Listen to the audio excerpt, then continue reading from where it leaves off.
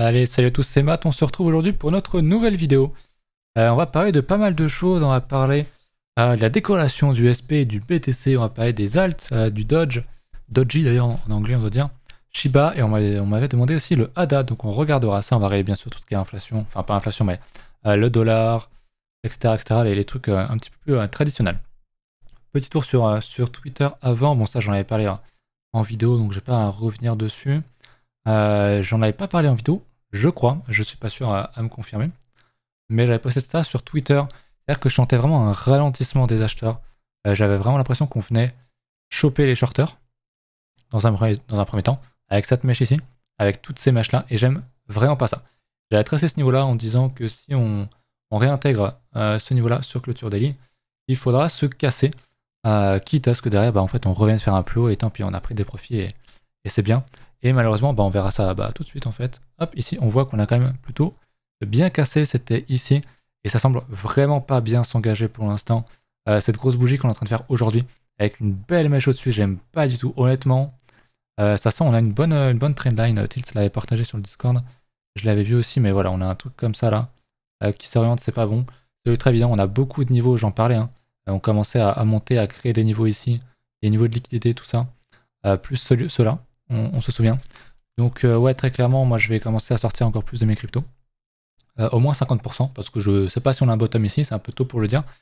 Mais je vais commencer à sortir et c'est pas très beau tout ce qu'on voit ici, donc au moins sur du daily. Donc la prudence m'invite quand même à prendre quelques profits. Je sais pas comment c'est de votre côté, n'hésitez pas à me dire ça en commentaire. Mais moi je vais prendre un peu de profit. Sinon, d'autant plus qu'au niveau institutionnel, on va dire, niveau journaux, c'est un gros journal, je crois que c'est Wall Street quelque chose, c'est une partie du Wall Street Journal, je crois, Barnes, qui te dit que bon, le bear market c'est terminé, il ne faut que acheter, il n'y a pas de souci, vous pouvez tout acheter. Et donc j'avais ironiquement écrit, c'est peut-être temps de prendre des TP, parce que vous le savez, quand les médias te disent d'acheter, c'est le moment de vendre, et inversement. Un petit peu de drama, je vous laisse mettre pause si vous voulez lire, mais bon, globalement, c'est du drama, donc j'ai pas trop envie d'y revenir aussi ici. Un truc qui pourrait être intéressant, je sais que c'est une vidéo qui ferait des vues, c'est pas trop dans l'esprit, mais ça pourrait être intéressant si je le fais sur le ton de l'humour et avec des gros trigger alert entre guillemets, en disant bien que c'est de l'humour machin, de faire une vidéo tier list. Alors pas tier list des influenceurs, parce que là, ça serait que des problèmes. Mais je pensais à l'époque faire une tier list sur les indicateurs techniques et autres outils techniques. Ça pourrait être intéressant, mais je voulais faire plutôt sur les commus, comprenant des tokens, mais aussi des outils. Mixer un peu les deux, ça peut être assez drôle un jour en bear market, histoire de casser l'ennui, ça peut être intéressant. Dites-moi ce que vous en pensez aussi. Voilà pour ça, sinon vous connaissez le lien Bybit, 50 balles à gagner. Je vous laisse lire tout ça en description. Il faudra juste, si vous n'êtes pas encore chez Bybit, pensez à bien cliquer sur participer maintenant pour être sûr de bien recevoir l'argent. Il y a 50 balles, donc bon, écoutez, c'est toujours ça de prix. Et Bybit, moi très clairement, c'est là où je trade quand je touche aux crypto, ce qui est de moins en moins le cas, honnêtement, puisque je m'intéresse beaucoup au Forex, comme vous le savez. Je vous en reparlerai fin d'année ou peut-être plutôt année prochaine. Mais voilà. Parce que Binance, ça commence à puer la merde. Enfin, c'est une très bonne plateforme, bien sûr, ça, on peut pas dire le contraire. Mais en termes de compliance, de KYC et de papotage avec le fisc, je pense qu'on trouvera mieux ailleurs. Bref. En hebdomadaire, pas grand chose à dire, si ce n'est qu'il va falloir surveiller cette bougie. Elle se close encore dans 4 jours si on close sur réintégration, sur engulfing, je sais plus le nom en français, avalement baissier. Bon, c'est clairement un signal de top. Maintenant, voilà. On a quand même une petite structure. Si je devais chercher à acheter, je le ferais plutôt dans ces zones-là, si j'ai des achats à faire. Sinon plus bas, vous le savez que nous on parlait des 15K, je crois, éventuellement. On target, voilà, ces gros niveaux-là, 12K, 13K, 14K, 15K. Et elles sont toutes des niveaux à aller chercher. C'est vrai qu'on a retapé la tâche. C'est la première fois qu'on le fait. Donc je pense qu'on a potentiellement un bottom ici, ou pas loin. Parce que quand on fait quelque chose 2, 3, 4, 5 fois, plus il y a de récurrence, plus t'es sûr que la fois qui arrive, on va juste transpercer ton niveau, on va juste pas y aller, etc. Donc là, c'est la première fois qu'on le fait.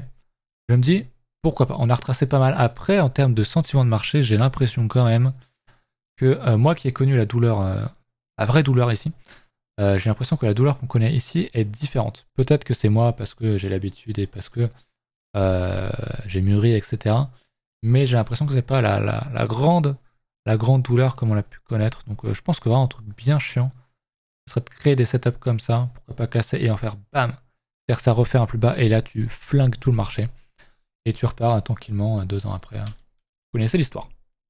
Bref, voilà pour ça. Je voulais vous montrer un truc sur BTC aussi, que je m'étais souvenu il n'y a pas longtemps. Sur le BLX, il y a très longtemps. Je pense que vous avez dû voir ce graphe. Je ne l'avais pas regardé depuis vraiment très longtemps. Je suis en hebdomadaire. J'avais noté ici qu'il y avait 59 bougies hebdomadaires entre le top en 2013 et le bottom en 2015. J'ai fait la même chose donc entre ici et ici. Et à peu de choses près, on l'avait. 59 barres. Donc intéressant en termes de cyclicité. Du bottom au top, ensuite, on en avait 152. Et regardez ce qu'on a fait ici. 152, mais genre pile poil. Hein. Vraiment pile poil à la bougie près. Hein. C'est vraiment... là, on fait le top. C'est assez... Pardon. C'est assez marrant. Ok, c'est bon, j'ai retrouvé ma voix. Désolé, je vais essayer de parler un peu plus doucement, respirer. Et ça devrait aller. Et je disais donc qu'on avait fait 152 barres en mensuel, en hebdomadaire, pardon, du bottom au top. Et c'est ce qu'on a fait exactement là pour la seconde fois de suite. Ce qui est assez drôle, parce que je m'attendais pas du tout à ça, bien que je l'avais tracé. Parce que vous savez, théorie des cycles, plus on avance, plus les cycles sont longs. Mais visiblement sur BTC, pas réellement. À moins qu'on vienne faire un turbo moon comme ça et qu'on trouve un top et qu'après on galère pendant 4 ans. Mais voilà ce que j'avais noté. Autre chose intéressante aussi, c'était à partir du moment où on casse la TH. Mais ça, c'est des trucs que j'ai tracés il y a en 2018, 2019, 20, dans ces années-là. On avait fait 49 bougies entre le moment où on casse l'ancien ATH et on fait le top. Et là, on l'a fait en 48. 48 ou 49? Est-ce que j'ai pas mis dessus? Non, c'est 49. Ouais, comme quoi. C'est assez marrant qu'on ait respecté vraiment ça. Typiquement, voilà, ça fait 2 fois qu'on le fait. Vous pouvez être sûr que la 3e fois, on le fera pas. C'est-à-dire qu'on fera ça bien plus long. Ou alors plus court. Plus court, je pense pas. Je pense que ça sera beaucoup plus long. Mais c'est quelque chose que je voulais vous montrer parce que maintenant qu'on a le top, du coup, on peut recommencer ce qu'on avait fait. Donc 59 barres. Et je le reprends. Alors, je sais plus quel outil c'était. J'ai dû l'enlever. Est-ce que c'était ça? C'était pas ça. J'ai juste le copier-coller. C'était le 59. Hop. Donc du top au bottom. Admettons qu'on ait le top ici. A priori, ça ressemble quand même pas mal à un top. On est le top là. Et ben, ça nous ferait un bottom pour la fin d'année. Intéressant à suivre. Je le pose là. Vous en faites ce que vous voulez. C'est bien, je pense, pour avoir une idée à peu près. Mais vous dites pas que, ok, le 26 décembre 2022, c'est le bottom, c'est sûr. Non. On peut avoir un bottom ici, comme on peut très bien refaire un plus bas et même ne pas avoir de bottom ici et venir faire un gros bottom beaucoup plus bas, que ça dure au lieu de 59 bougies, en avoir 70 ou 300. Voilà, mais je voulais quand même vous le montrer parce que je trouvais ça très drôle, la récurrence, comme quoi ça a bien marché sur les 2 mêmes cycles. Et personne n'en a parlé, et en tout cas, je ne l'ai pas vu. J'avais découvert ça parce que je crois que c'était Samus sur le Discord qui nous parlait de son TD9 en mensuel qui serait le premier, je crois, à poser un bottom. On a eu des 9 dans la montée, qui a posé un quasi-top ici et ici aussi, même si on a eu encore un beau mouvement. Mais un bottom, on ne l'a pas encore eu. C'est la première fois qu'on a un 9 sur le bottom, donc potentiellement un bottom ici. C'est très intéressant, j'aime bien. Idéalement, il faudrait qu'on l'ait sur ces zones-là, sur la TH, sur l'ancien TH, pardon. En support, ça serait vraiment intéressant. Mais voilà un petit peu comment je voyais les choses en termes de cyclicité. On en parle de temps en temps et je trouvais ça intéressant parce qu'on sait tous que pour l'instant, Bitcoin réagit par rapport au halving. Donc c'est sur du 4 ans globalement. Mais je vous l'avais dit et je tiens ce discours-là, ça ne sera pas le cas ad vitam aeternam. Ce n'est pas possible. Parce que plus ça va devenir évident, plus on va chercher à piéger les gens et les mineurs ont tellement de thunes qu'ils peuvent miner à perte très largement. Un truc intéressant que j'avais vu là-dessus d'ailleurs, il faudra que je le retrouve. Je sais plus où c'est, je l'ai plus là.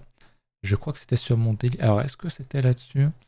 Je vais essayer de le laisser là-dessus, mais c'était le Bitcoin Cost, je crois que ça s'appelle comme ça. Voilà, le Production Cost. En gros, pour te donner. Alors je crois que c'est en daily qui s'affiche, voilà. C'est le prix de production du BTC, à peu près. C'est un gros range, ça dépend de ton pays. Mais en gros, on peut estimer voilà, avec Source Capital Investment Limited, si jamais vous voulez regarder, je ne connais pas du tout, on peut estimer que dans le monde, il coûte entre 16 et 26 000 $ de miner. Donc c'est toujours rentable. On est légèrement pile dans les niveaux, donc les mineurs ne gagneraient plus trop de sous en ce moment, quoique ça dépend lesquels à mon avis. Et voilà, on voit très bien que quand on s'éloigne, quand on a vraiment le nuage qui est vraiment très bas, quand on est ici, bon, tu sais que c'est le top.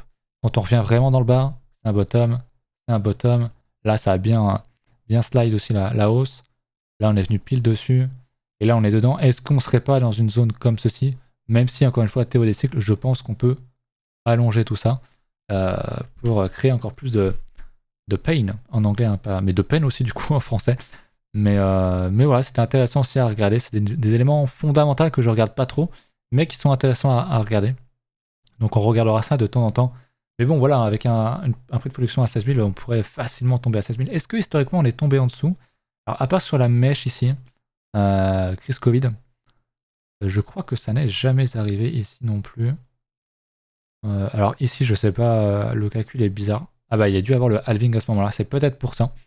Mais on n'a pas été en dessous bien longtemps. Sinon, on était vraiment au-dessus à chaque fois. Après, bon, je sais pas si c'est ultra fiable plus on remonte dans le temps. Mais ça m'a l'air d'être intéressant. Donc on n'a jamais été en dessous. Ce qui ne veut pas dire qu'on le saura jamais, mais je regarde quand même, je trouve ça intéressant. Je vais cacher cette horreur, repasser en hebdomadaire. Et on va passer à vos altes du coup, puisque je crois que sur BTC, j'ai rien à dire à part prendre des profits. Bon, on est sur le Vegas H4, donc c'est un peu con de sortir ici. Mais ça vaut mieux sortir ici que de ne pas être sorti et de voir ça derrière. Mais idéalement, si on fait un petit truc comme ça, ouais, je ressortirai. Je vais peut-être me sortir ici après la vidéo. Comme ce que j'avais fait pour Ether sortir petit à petit. Bref, on l'avait dit qu'on allait regarder un petit peu autre chose. Le SP, alors pas sur ce graphe-là. Hop, ici. Le SP, du coup, la fameuse décorrélation, hein, vous voyez très bien ce que fait le SP500, le Nasdaq. On peut comparer ça, bien sûr, à notre ami le Bitcoin, qui est ici. Je vais le mettre sur la même... Voilà, ça j'adore faire ça. Alors peut-être que vous n'allez pas le voir comme ça, je vais le mettre plutôt sur une autre. Mais en gros, on a une très grosse décorrélation en ce moment. Assez étonnamment, plus personne ne nous parle de corrélation, c'est-à-dire que toute la baisse, alors je suis en pourcentage, c'est un peu de la merde, ouais.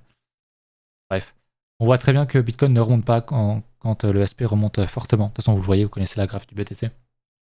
Le graphe du BTC. Mais voilà, tout le monde te dit qu'il y a une décorrélation quand ça descend et que tout descend en même temps. Et puis là, il n'y a plus personne. Alors oui, le SP et le Bitcoin sont corrélés en phase forte quand il y a une crise économique, géopolitique, parce qu'en fait, tous les actifs le sont. Tous les marchés réagissent de la même manière. Maintenant, est-ce que c'est assez pour dire qu'il y a corrélation? Je suis pas sûr. Bien sûr, ce sont deux actifs de la même classe, donc asset à risque. Hein, le SP représente les 500 plus grosses entreprises américaines. Le Bitcoin est un actif à risque, donc il en fait partie. Enfin, il fait pas partie du SP, mais c'est de la même classe d'actifs, on peut le considérer comme tel, en tout cas pour l'instant. Donc oui, il y aura de grosses similarités, mais est-ce que grosse similarité dans le temps veut dire corrélation? Je suis pas à 100% sûr, parce que globalement, les cours, soit ils montent, soit ils descendent. Donc tu as une chance sur deux pour qu'ils fassent pareil. Est-ce que c'est assez pour dire qu'il y a corrélation? Je suis pas sûr. J'avais déjà évoqué le projet, l'idée à l'époque. On verra dans le temps. Mais pour moi, il n'y a pas corrélation, à part en temps fort, comme ce qu'on vit actuellement, en ce moment. Sauf, malheureusement, où le SP monte plutôt bien. Et d'ailleurs, les actifs crypto, hein, le coin a plutôt bien monté, même si pas tant que ça en vrai. Le coin stratégie aussi. Le micro-stratégie, pardon. BTC, non. Est-ce qu'il va le faire ou pas? Ça, c'est la grande question. Je pense qu'il y a un monde où, bien sûr, mon setup peut se faire invalider à la vente ici. Il y a de quoi faire, hein. Et qu'on vienne faire ça. C'est tout à fait possible, je ne l'exclus pas. Mais c'est quand même intéressant de voir cette décorrélation, cette corrélation beaucoup moins fringante qu'à l'époque. Voilà pour ça. Au niveau du dollar, il nous fait chier. Il remonte, mais les actifs se portent aussi bien. Donc là aussi, c'est assez étonnant, mais tant mieux, j'ai envie de dire. Pas trop de soucis là-dessus. L'or nous a fait son beau rejet. Mais je le disais à moi, quand il y a un niveau qui est ultra évident comme ça, j'ai du mal à le payer. J'ai du mal à le payer peut-être par ma formation crypto, parce qu'en crypto, on voit un truc comme ça, tu peux être sûr qu'on va faire ça. Peut-être qu'on va réintégrer derrière, mais tu peux être sûr qu'il y aura un mouvement de de prise de liquidité là-dessus. Donc j'attends. Vous savez que l'or, ce que je cherche beaucoup, ce que j'attends de l'or, c'est qu'on vienne casser cette grosse consolidation sur ancien étage, sur niveau en fait. Et si on casse ça à la hausse, ok, je serai extrêmement bullish sur l'or. Je deviendrai un gros boomer de l'or, il n'y a aucun souci. Mais tant qu'on fait pas ça, bah il n'y a rien. Mais l'or me semble quand même très intéressant. D'un point de vue graphique, après niveau fonda, chacun y trouvera sa raison, vous commencez à connaître mon avis là-dessus. Je vais regarder les alts, un petit point sur l'Ether, mais je crois qu'il n'y a pas grand chose à dire de plus que ce que j'ai pu dire avant. Bien. Voilà. On a touché le 50%, bon ça on connaît. J'ai pris mes profits sur le Vega, souvenez-vous. J'avais pris des profits ici. Donc plutôt content. C'est quand même très très fort là, c'est pareil, on a une grosse trendline bien gentille pour les noobs qui va casser à mon avis. Donc ouais, il y a des niveaux à aller choper. Il y a du 100 à aller chercher ici, peut-être ici. Donc attention, on a une belle hausse, profitez-en, la tendance de fond est toujours baissière. Donc on a ça, prenez des profits. Prendre des profits n'est jamais une erreur dans un tel cas. Le Doji, le bon vieux Doge, qui pète pas mal. C'est plus le Shiba. Le Doge ressemble pas mal à d'autres alts. C'est-à-dire qu'on a cassé un beau niveau. C'est vrai que c'est super intéressant comme ça. Donc là, je dirais, ok, il y a un achat à faire. Typiquement, il y avait un achat sur le retest à faire ici. Avec un stop, pourquoi pas ici, même là. Donc on continue. Il y a un bon niveau à prendre aussi. Allez hop, ça nous fait 2,4 de R pour prendre un premier profit. Je dis pourquoi pas. Maintenant, si on réintègre, si on fait ça sur le Doge, il faut se barrer. Ça, il faut se barrer extrêmement vite. Et toutes les alts ont cette tronche-là. Donc peut-être que le setup, tous les stops que j'ai présentés il y a quelques jours, vont se faire invalider. Donc attention là-dessus. Pensez-y. Je voulais regarder Ether BTC. Mais je pense qu'on a effectivement une bougie rouge. Je m'y attendais. Je vais dire, ici, prise de profit. À court terme, ça peut durer encore quelques mois avant qu'on casse ça. Même si on est amené à casser ça à la hausse, on peut faire ça, range, etc. Et peut-être qu'on n'ira pas. Peut-être qu'on va venir faire un truc comme ça. Et auquel cas, c'est ici le meilleur endroit pour prendre profit.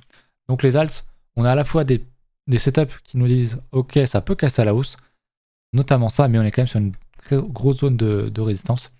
Et les alts, globalement, peuvent aussi très vite invalider. Donc on suit ça de très près. Le Shiba, alors pourquoi on a eu des... On le veut en Tether, nous, Shiba. Ah, c'est juste Shiba, je crois. Shib Tether, voilà. Ok, lui, on voit qu'il est quand même beaucoup plus fort. C'est ouf parce que je me souvenais quand on était là. En daily, en 3 jours, on en parlait, cette grosse consolidation là. On rêvait d'acheter et on n'a pas pu acheter. Parce qu'on a eu une cassure beaucoup trop haute. Et on est revenu rechercher quoi? Le mouvement d'impulsion. Voilà, qui était en gros chacun sa méthode, mais moi je prendrais cette bougie là, la bougie rouge, pourquoi pas. Et on est venu rechercher ce niveau-là. Donc, très intéressant après chez Bastien Shitcoin, bon voilà. Mais il est très fort depuis pas longtemps. Lui, son setup, il l'a tout à fait validé, il a cassé ce niveau-là magnifiquement bien. Difficile de choper un retest. Pour moi, il y a des profits qui se prennent aussi. On est dans le Vegas Daily, on est même allé au-dessus. Quand on voit la configuration sur du Daily H4, sur les alts, sur BTC, prise de profit, ça me semble quand même plus intéressant. Après, c'est pas un conseil d'investissement. Vous connaissez, vous faites ce que vous voulez. C'est juste pour vous aider à gérer votre folio, parce que quand on va venir, et on le fait, venir casser tout ça, prendre la liquidité, tu vas te retrouver là à dire putain, je vais peut-être sortir mes profits alors qu'en fait, tu vas être biaisé parce qu'en fait là, tu auras peut-être un setup d'achat, tu vois.